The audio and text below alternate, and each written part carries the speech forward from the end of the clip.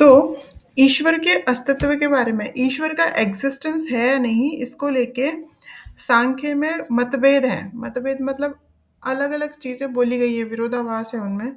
कि कुछ विद्वानों का मत है कि सांख्य दर्शन अनीश्वरवादी है, मतलब एथिज्म का समर्थन करता है, इसमें ईश्वर नहीं है। इसके विपरीत कुछ का ये बोलना है कि सांख्य दर्शन में ईश्वरवाद की मीमांसा, मतलब उस पर एक विचार विमर्श किया गया है। दोनों तरह की बातें आई है सामने। इस मत को मानने वाले जो विद्वान है, इस मत को मतलब सांख्य दर्शन को मानने वाले जो है, वो वो कंप्लीटली इस ईश्वरवाद का समर्थन करते हैं। Just minute. उनका कहना है कि हम देखते हैं कि ईश्वर के प्रश्न को लेकर सांख्य के अनुयायियों के दो दल हो जाते हैं। मतलब सांख्य अपने आप में दो पार्टीज में बट जाता है जब ईश्वर की बात आती है। दैट मीन्स वो ईश्वर के एग्जिस्टेंस को कंप्लीटली डिनाई नहीं कर रहे हैं। ऐसा नहीं बोल रहे कि हम ईश्वर को मानते नहीं। दो दो ग्रुप बन जाते हैं उसमें। तो दोनों ग्रुप में एक में बोला गया कि ईश्वर है ही नहीं, और दूसरा ग्रुप बोलता है कि ईश्वर की मीमांसा, मतलब उनका विचार विमर्श हुआ है कहीं ना कहीं। अब हम दोनों के बारे में बात कर लेंगे। जिनने ये कहा है कि ईश्वर है ही नहीं, उनमें कौन है? वाचस्पति मिश्र और अनिरुद्ध। ठीक है। अब वाचस्पति मिश्र ये मानते थे कि ईश्वर है ही नहीं सांख्य के अकॉर्डिंग। तो इनका क्या कहना है कि सांख्य में ईश्वरवाद का खंडन हुआ है, उनका एग्जिस्टेंस को कंप्लीटली डिनाई किया गया है। क्योंकि ईश्वर को प्रमाणित करने के लिए ईश्वरवादियों का ये कहना है कि संसार जो है ना, वो एक कार्य की श्रृंखला है। मतलब इसमें संसार जो है ना, वहां कुछ ना कुछ काम हमेशा होते रहता है। ठीक है। तो संसार को अगर हम कार्य का एक काम, एक जो सीरीज मानेंगे, काम मतलब कुछ ना कुछ यहाँ पे कार्य चलते रहते हैं। तो ईश्वर, इसका कोई कहीं पे कहीं ईश्वर का कोई हाथ नहीं होता इस चीज में। ठीक है। मतलब ईश्वर उसका कारण नहीं है। ये जितने भी काम चल रहे हैं, जितना भी कामों का जो सीरीज चल रहा है, उसका कारण ईश्वर नहीं है। ईश्वर हो ही नहीं सकता। तो अगर वो जो चीजें चल रही हैं संसार में, अगर वो उनका कारण ईश्वर नहीं है, दैट मीन्स ईश्वर है ही नहीं। क्यों नहीं है ईश्वर? क्यों वो कारण नहीं हो सकता इतनी सारी चीजों का? मतलब प्रकृति में जो बदलाव आते रहते हैं, अलग अलग जो बदलाव आते हैं, उन सब का कारण ईश्वर नहीं है। क्यों? क्योंकि जो भी उसका कारण होगा, अगर इन सब चीजों का कोई कारण होता, तो वो परिवर्तनशील होना चाहिए था और नित्य होना चाहिए था। ईश्वर को नित्य और अपरिवर्तनशील माना जाता है, जबकि ईश्वर को कैसा माना जाता है? अपरिवर्तनशील। मतलब उसमें कोई चेंजेस नहीं होते ईश्वर में। जैसे कि हम कैसे माने कि क्या चेंजेस नहीं होते? बिकॉज उन्होंने पुरुष मतलब जो आत्मा कहा गया है, आत्मा को उन्होंने बोला है वो चेंज नहीं होती कभी। वो एज इट इज, उसका स्वरूप एक ही रहता है। लेकिन इस संसार की जो सब चीजें इनको बनाने वाला जो है, उसके फॉर्म में चेंजेस होनी चाहिए थी, ऐसा उनका कहना है। इसलिए हम ऐसा बोल सकते हैं कि संसार की अगर चीजें परिवर्तनशील हैं, तो उसको बनाने वाला जो है, कारण जो है इसका, वो भी परिवर्तनशील होना चाहिए था। लेकिन ऐसा नहीं है, इसलिए ईश्वर का एग्जिस्टेंस नहीं है।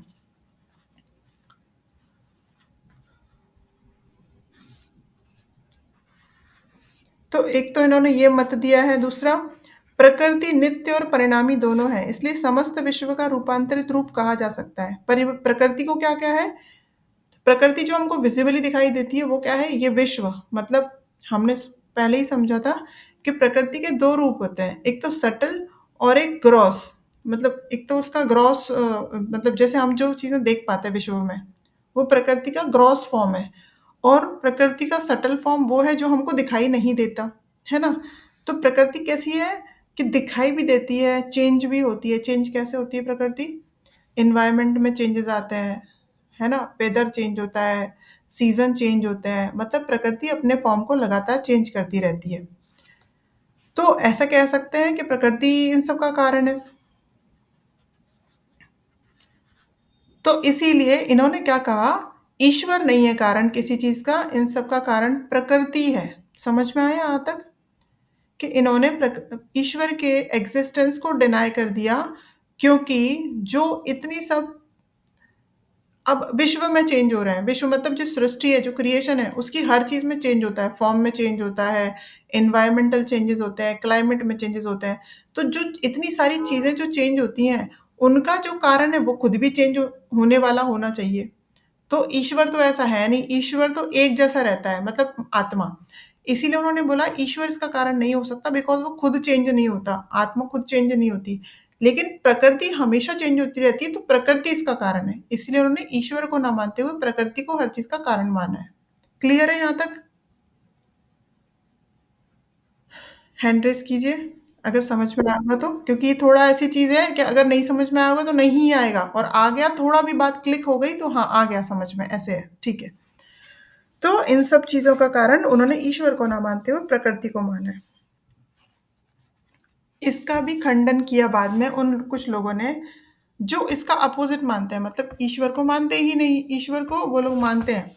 तो उन्होंने इस बात का खंडन कर दिया। उन्होंने क्या कह दिया कि प्रकृति तो जड़ है, अगर उसकी गति के संचालक और नियामक के रूप में चेतन सत्ता को मानना आवश्यक है। मतलब प्रकृति को मान रहे हैं कि प्रकृति हर चीज का कारण, लेकिन प्रकृति तो जड़ है अपने आप में, यानी कि जड़ चीज को चलाने वाला भी कोई एक उसके ऊपर होता है। जो जो दूसरा मत था ना, देखिए कंफ्यूज नहीं होना, दो दो ग्रुप हो गए थे सांख्य फिलोसफी में। एक एक फिलोसफी, एक सांख्य फिलोसफी में दो ग्रुप हुए, एक ईश्वर को नहीं मानते थे और एक ईश्वर को मानते थे। तो पहले हमने वाचस्पति मिश्र का डिस्कस कर लिया कि उनके अकॉर्डिंग ईश्वर है ही नहीं। अब जो दूसरा ग्रुप है, उन्होंने क्या बोला कि वाचस्पति मिश्र का जो ग्रुप है, उन्होंने बोला कि प्रकृति ही सब चीज़ों का कारण है, ईश्वर नहीं है। ठीक है। तो दूसरा जो ग्रुप है, उन्होंने बोला कि अगर प्रकृति कारण है तो प्रकृति तो अपने आप में जड़ है, तो जड़ चीज का खुद का कोई कारण होना चाहिए, तो वो ईश्वर है। ऐसा उन्होंने अपना मत दिया। ठीक है। क्योंकि जड़ चीज में, जड़ चीज अकेले, जैसे कि बॉडी है, समझ लीजिए, यहां से समझिए, जैसे कि बॉडी है, बॉडी कुछ प्रोड्यूस नहीं कर सकती अपने आप, क्योंकि वो जड़ता है, उसके अंदर चेतनता नहीं है। जब तक उसमें पुरुषा मतलब आत्मा का उसके साथ मिलना नहीं होता, तब तक वो कुछ प्रोड्यूस करने लायक नहीं बनती। आगे का जीवन, आगे की जनरेशन उसके थ्रू नहीं आ सकती जब तक उसमें चेतनता नहीं हो। तो यहाँ उन्होंने रिलेट किया प्रकृति को, कि प्रकृति में अगर प्रकृति को अगर चलाने वाला कोई ईश्वर नहीं होगा, तो प्रकृति अपने आप में कुछ प्रोड्यूस नहीं कर सकती और वो किसी चीज का कारण नहीं हो सकती, इसलिए ईश्वर है, ऐसा उन्होंने बोला।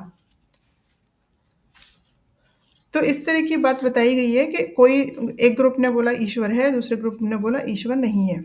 मतलब यहाँ पे विचार विमर्श ईश्वर के बारे में हुआ है। बुद्धिमान पुरुष जब भी कोई कार्य करता है तो वह स्वार्थ तथा कारण से प्रेरित होकर करता है। ईश्वर पूर्ण है, उसकी कोई भी इच्छा अपूर्ण नहीं है, अतः विश्व का निर्माण वह स्वार्थ की भावना से नहीं कर सकता। और मतलब ईश्वर ने इस सृष्टि की रचना क्यों की होगी, इस बात पे विचार विमर्श, चिंतन मनन यहाँ जो हुआ है ना, उसके बारे में डिटेल बताया गया है कि ईश्वर ने क्यों सृष्टि की रचना की।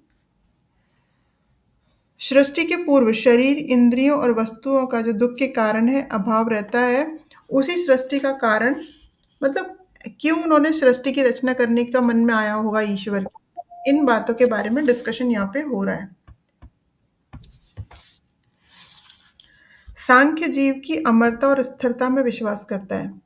यदि ईश्वर में विश्वास किया जाए तो जीव की स्वतंत्रता तथा अमरता खंडित होती है। यदि जीव को ईश्वर का अंश माना जाए तो जीवों में ईश्वरीय गुण का समावेश होना चाहिए, परंतु ये सत्य नहीं है।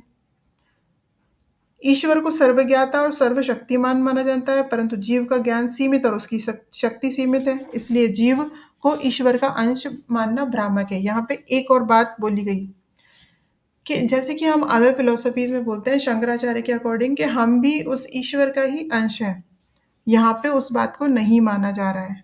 यहाँ पे बोला जा रहा है कि अगर ईश्वर सर्वज्ञाता है, सर्वशक्तिमान है, तो हम जो अगर भगवान का ही अंश है तो हमारी बुद्धि इतनी सीमित क्यों है। अगर ईश्वर प्योर है, सुख दुख से, कष्ट से रहित है, तो हम जो इंसान है, हम जो ह्यूमंस हैं, उन्हीं का अंश है ना, तो हम इतने पाप क्यों करते हैं, इसीलिए हम उनका अंश नहीं है, ऐसा भी बोला गया है। और अगर हम ईश्वर का ही अंश हैं, ईश्वर तो नष्ट नहीं होते कभी, ईश्वर तो इटर्नल है, पहले भी थे, अब भी हैं और आगे भी रहेंगे, है ना? इटर्नल है। और अगर हम उन्हीं का अंश हैं, तो हमको मृत्यु क्यों प्राप्त होती है? हम नश्वर क्यों हैं? जीव का जो शरीर है वो नश्वर क्यों है? इसलिए ईश्वर की सत्ता मानने से जीव के स्वरूप का खंडन हो जाता है। इसलिए उन्होंने ईश्वर की सत्ता को नहीं माना। ईश्वर का अस्तित्व ही नहीं है, क्योंकि अगर ईश्वर है तो हम अपने आप को कनेक्ट करेंगे, और हम उसका अंश है ही नहीं, तो बोल दिया गया कि ईश्वर ही नहीं है।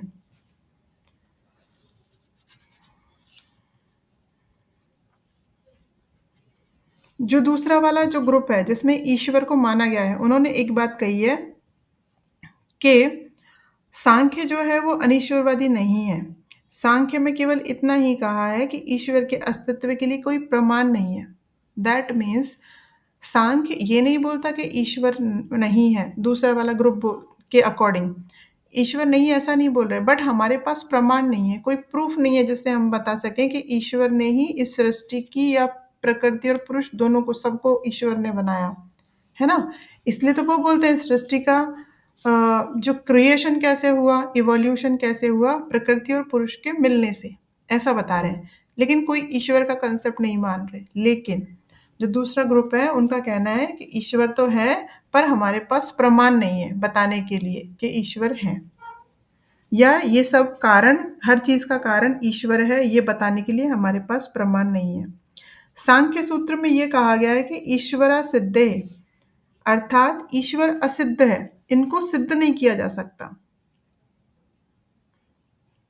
सांख्य सूत्र में ये कहा जाता है ईश्वर अभावात, मतलब ईश्वर का अभाव है। तो सांख्य को अनीश्वरवादी कहना युक्ति युक्त होगा। और ये कहना कि ईश्वर का प्रमाण नहीं है और ये कहना कि ईश्वर का अस्तित्व नहीं है, दोनों दो बातें हैं। मतलब अब हर तरह की बात इन्होंने कह ली।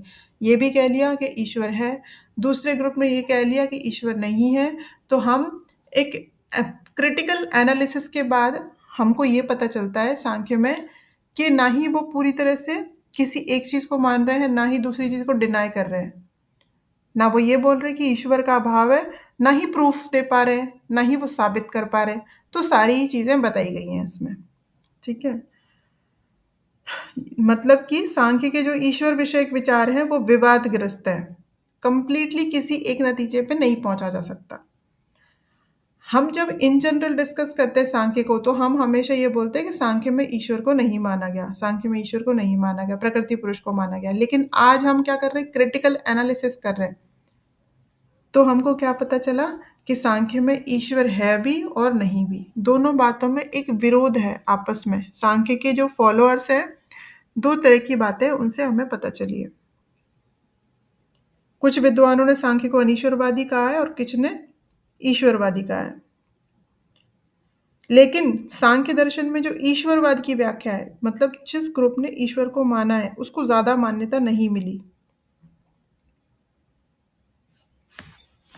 कुछ लोगों का मानना है कि मूल जो सांख्य था, मतलब जब स्टार्ट हुआ था सांख्य, जहां उसका ओरिजिन है, वो ईश्वरवादी था, उसने ईश्वर को माना था। पर जैसे जैसे जैन और बौद्ध धर्म आए ना, उनका इम्पैक्ट पड़ने के बाद धीरे धीरे सांख्य भी अनीश्वरवादी हो गया। उन्होंने ईश्वर की सत्ता न मान के केवल और केवल प्रकृति और पुरुष को ही मानने लग गया। मतलब बाद में वो थोड़ा मॉडिफिकेशन हो गया, ऐसा भी कहा जाता है। कारण जो भी हो, सांख्य को अनीश्वरवादी कहना ही अधिक प्राण संगत प्रतीत होता है। मतलब अधिक प्रमाण संगत कहना प्रतीत होता, मतलब कुछ भी कहें लेकिन हम अनीश्वरवादी ही बोलना पड़ेगा, बिकॉज कहीं ईश्वर का डिस्कशन नहीं है, प्रकृति पुरुष को इतना ज़्यादा इंपॉर्टेंस दिया गया है। तो एंड में, एंड ऑफ द मतलब हम बॉटम लाइन क्या बोल सकते हैं कि मीन्स उसमें ईश्वर को ज़्यादा नहीं इम्पोर्टेंस नहीं दिया गया। डॉक्टर दासगुप्ता ने सांख्य को निरीश्वरवादी चित्रित किया है। उन्होंने कहा है कि सांख्य और योग के मध्य मूल अंतर यह है कि सांख्य ईश्वरवाद का निषेध करता है और योग ईश्वरवाद की प्रस्थापना करता है। मतलब डॉक्टर दासगुप्ता, मतलब जो फिलोसोफर थे, उन्होंने बोला कि सांख्य और योग में यही डिफरेंस है कि सांख्य ईश्वर को नहीं मानता, गॉड को नहीं मानता, गॉड के एग्जिस्टेंस को, और योग उसको मानता है, योग फिलोसफी। यही दोनों का डिफरेंस है। इसी कारण से सांख्य को एथिस्टिक सांख्य और योग को सेश्वर सांख्य मतलब सांख्य विद ईश्वर कहना विवेचित किया गया है। देखिए, इसलिए हमको भी एक नतीजे पे अगर पहुंचना हो तो हम ये कह सकते हैं कि सांख्य अपने आप में एक अनीश्वरवादी फिलोसफी है और योग क्या है, एक सांख्य ही है बट सांख्य विद ईश्वर, तो वो हो गया योग फिलोसफी। क्लियर है यहाँ तक?